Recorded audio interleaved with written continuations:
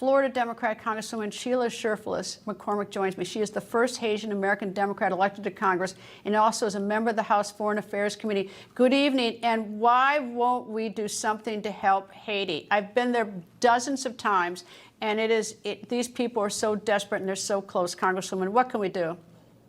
Well, good evening, and thank you for having me. One of the biggest momentums that we've actually been able to accomplish was passing the Haitian Collusion Act, which we passed last week through the House and also went through markup unanimously.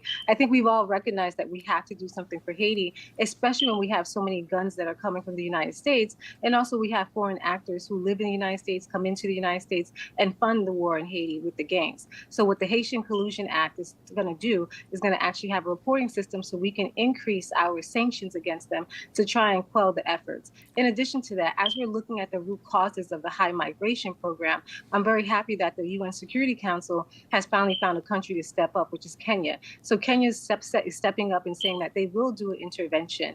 After talking to the UN Security Council last December, I think we all came to the realization that Haiti desperately needs an intervention, especially now since all the humanitarian roadways have been taken over. Well, I've been going there since the earthquake when they lost 240,000 people about 12 or 13 years ago. And then there's the cholera outbreak. And now again, they have the cholera outbreak. And it is so, I've never been someplace that felt so lawless. You get off the plane in Haiti and we would drive in the car and people would swarm around the car and we couldn't run them over. We'd be in armored vehicles in Haiti and people would just take the gasoline out of our cars. They'd siphon it out. And there are a lot of families who really want to raise their families. I mean, I've been all over the world, but this is the most breathtakingly poor place they're our neighbors. Well, Haiti has suffered so much devastation. As you mentioned, the earthquake, then the assassination of the president. And right now, the prime minister isn't really respected or recognized. And we have so many Haitian elected officials who actually had to retire. Their term limits ended. So Haiti does not have an actual government in place. And the lawlessness has grown because the gangs have taken over. And that's where we're seeing the increasing of kidnapping. But what's most interesting is that the kidnappers and the gangs are actually targeting Americans. A few months ago, we had 2 American pastors who were kidnapped from my district who were thankfully brought back. And so that's why we're moving swiftly to see how can we actually increase security and also the famine that Haiti's looking towards right now. With the humanitarian roadways being blocked, humanitarians can't even bring in food without the gangs taking over. When I spoke to some of the humanitarian organizations, they said that everybody who's been in Haiti has either been kidnapped or threatened to be kidnapped.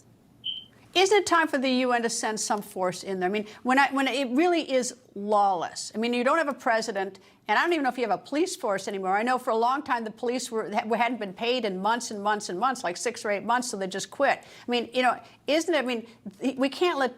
Look at the way the people are suffering so much. Shouldn't the United Nations, or I know the Americans don't want to send a military anyplace, but this is like beyond words. So the U.S. has been sending funding to strengthen the police force, but also Canada has also. So we've been seeing the police force growing. But what really needs to happen is complete stabilization to make sure that we can bring in food and support. And that's really going to come through the intervention. And Kenya being the first to actually step up and say that they would do it by sending over 1,000 police officers there and troops to help Haiti, I think that's really the first step forward. And then we'll start seeing some change. But as long as the gangs are in control, we won't see any change. Well, I tip my hat to Kenya because it's just so very difficult for so many people. Florida Congresswoman McCormick, I hope you'll come back because this is a story that is one that I want to follow. Thank you.